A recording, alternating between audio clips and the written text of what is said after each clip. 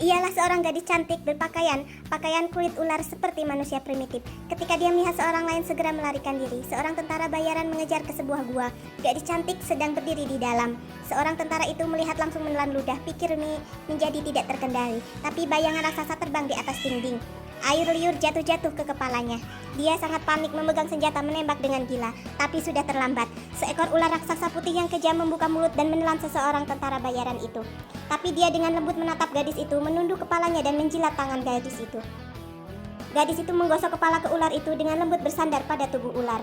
Ternyata gadis itu dibesarkan oleh ular raksasa ini. Gua ialah rumah mereka. Hari-hari kemudian ada sekelompok orang datang. Senjata mereka lebih modern daripada tentara bayaran. Mereka naik rakit di seberang sungai bersenjata lengkap. Karena kelelawar besar sudah diserang mereka dan menangkap 2 orang. Yang lebih takut di dasar sungai seekor ular raksasa sedang mendekat mereka. Tiba-tiba ular raksasa muncul dan membalikan rakit. Dia mengibaskan ekor dan melempar rakit lain.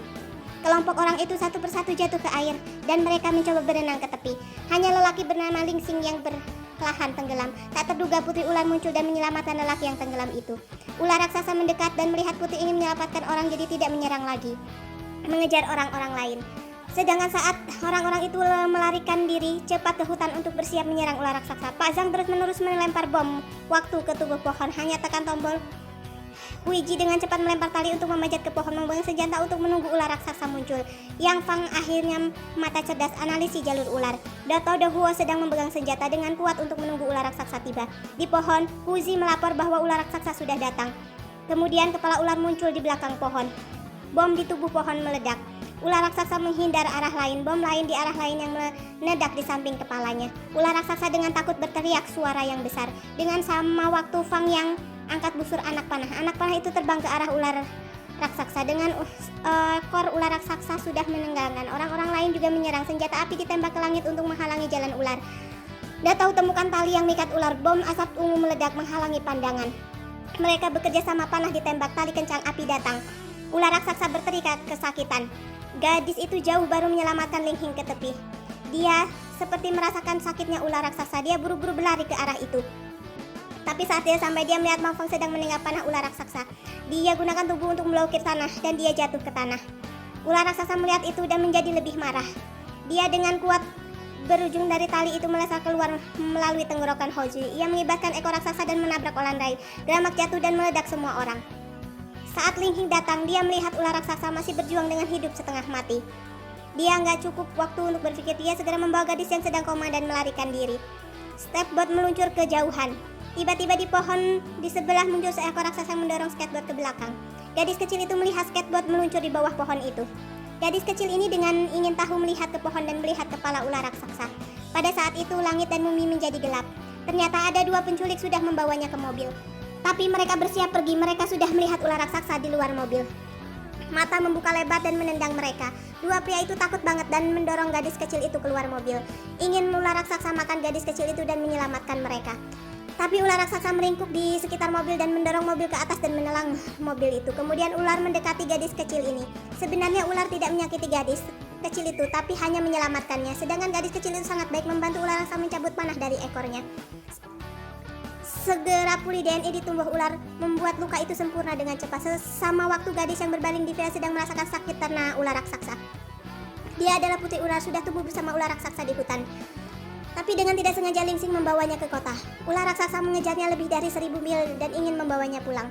Setelah perpisahan dengan gadis itu, ular itu memuntahkan mobilnya ke sungai melepaskan para pedagang. Tidak lama 2 pria pedagang manusia berenang ke tepi dan menelepon untuk pacarnya.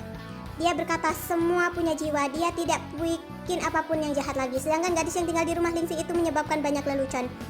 Dia tak bicara, tindakannya seperti binatang, hanya mencium sini ini dan merangkak ke sana.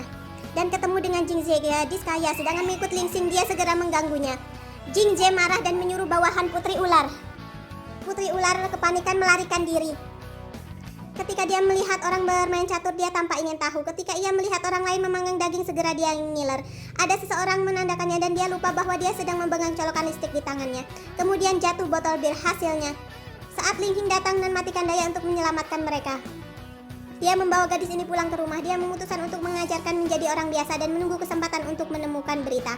Tapi hal ini lebih sulit. Dia seperti kucing hutan, jadi dia tak makan makanan manusia. Jika dia melihat ikan mas, segera menangkap dan makannya hidup-hidup. Jika dia melihat makanan untuk kucing, segera diambil dan makannya. Ling dilarang tidak bisa makan kucing di rumah ini. Jika gadis itu sudah makan kucing ini. Ini juga karena dia membawa pada dirinya. Ketika Ling sedang tidur, gadis ini segera tarik baju dan oles ke tanah ke wajahnya. Membuat sibuk sepanjang hari. Tapi dalam proses hidup bersama, dia juga bertahap terbiasa dengan kehidupan manusia dan memiliki perasaan bagus kepada Ling. Dia juga mengungkapkan rahasianya adalah dia punya kemampuan hubung spiritual dengan ular raksasa. Malam itu dia memiliki perasaan dengan ular raksasa, jadi dia meminta Ling membawanya keluar. Sebenarnya dia sudah menemukan noda darah ular raksasa. Mereka berjalan keliling untuk menemukan. Saat mereka melewati warung jual makanan dari ular, ketika dia melihat koki sedang membuat daging ular dan para tamu sedang makan daging ular, dia dengan panik berlari dan menjatuhkannya. Dia pikir ular ada jenisnya, ada saudara, jadi dia tidak ingin mereka disakiti. Tapi ular raksasa dan dia nanti ketemu dengan bahaya. Karena Ling sudah memberitahu hal ini untuk perusahaan manufaktur. Kemudian putri ular diikat di kursi, dipaksa untuk membawa mesin ke kepalanya. Listrik menyala dan dia berteriak. Pada saat semua ular raksasa melilit ke sebuah bangunan. Dia memiliki perasaan tentang sakit, jadi berteriak keras. Semua orang melarikan diri dalam kekacauan. Ular raksasa itu merayap seperti di jalan, akhirnya menemukan gadis itu. Dia bernapas dan keras dikurung dalam pangsar besi yang dikelilingi oleh listrik bertegangan tinggi. Ular raksasa ini tidak peduli menyerang ke dalam sangkar besi. Tapi dia terluka oleh listrik, tapi dia masih akhirnya dia tidak tahan dengan kerusakan arus listrik dan jatuh ke tanah. Selanjutnya adalah tentara bayaran dengan senjata perlahan-lahan masuk. Jiang Ze melalui mesin pengawas melihat semuanya dan tersenyum yang jahat. Sedangkan Ling saat dia bangun semua sudah terlambat. Dia sangat pintar, dia tidak menimbulkan masalah di sana, tetapi pura-pura keluar dengan tenang. Saat dia lewati tempat pada mesin pengawasan, nunggu orang memperhatikan dengan ular raksasa. Dia membawa gadis ini keluar sangkai besi, tapi gadis itu sudah berhenti bernafas. Dia mencoba memberikan resultasi buatan, tapi tidak berhasil. Tiba-tiba dia melihat tang besi di sebelahnya, jadi dia memutuskan untuk mengambil resiko. Dia bergabung tang besi dengan arus, gunakan tubuhnya sebagai konduktor untuk mengirim arus ke gadis itu. Selanjutnya berkali-kali. Rasa sakit saat dialiri listrik membuat wajah Ling menjadi putih. Kenangan-kenangan bahagia saat dia tinggal bersama gadis itu muncul lagi di kepalanya. Tak siapa memperhatikan sampai saat Ling menyetrum gadis itu. Saat itu tubuh ular raksasa juga sedikit gegar. Akhirnya tubuhnya juga capek dan dia jatuh di sebelahnya. Tapi saat ini putri ular sudah membuka matanya. Nampak pada saat yang sama ular raksasa yang mati juga membuka matanya. Tubuh terpisah menjadi dua, segera sembuh dalam sekejap mata. Dia meraung dan berdiri. Sekelompok orang yang melakukan operasi segera melarikan diri dengan panik. Kelompok tentara bayaran sedang menjaga di luar sudah selesai pasang senjata. Akhirnya ular raksasa muncul. Peluru keras ditembakkan secara berurutan ke arahnya, tapi tetap tidak bisa menghentikan untuk bergerak ke depan. Kelompok tentara bayaran takut banget, berbalik tubuhnya dan melarikan diri. Jingji duduk di depan layar mengawasi dengan marah, bergegas keluar untuk menghentikan kelompok tentara ini. Tapi dalam menghadapi kematian tidak ada yang mendengarkan, siapapun juga melarikan diri. Hanya Fang Fang, dia benci ular raksasa karena ular raksasa sudah membunuh rekannya, jadi dia tetap menyerang. Tiba-tiba sebuah bom meledak dan menerbangkan Jingji. Dia berbaring di tanah dengan nafas keras. Dia ingin gunakan uang untuk Fang Fang menyelamatkannya.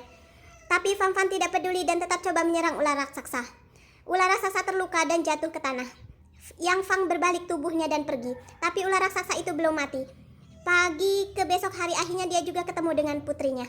Sampai Ling Qing, orang yang menyelamatkan putrinya, juga bisa menyentuh padanya. Semua memiliki jiwa. Ular raksasa itu lebih jujur dan pengertian daripada banyak orang. Ini adalah film Putri Ular Raksasa yang baru dirilis.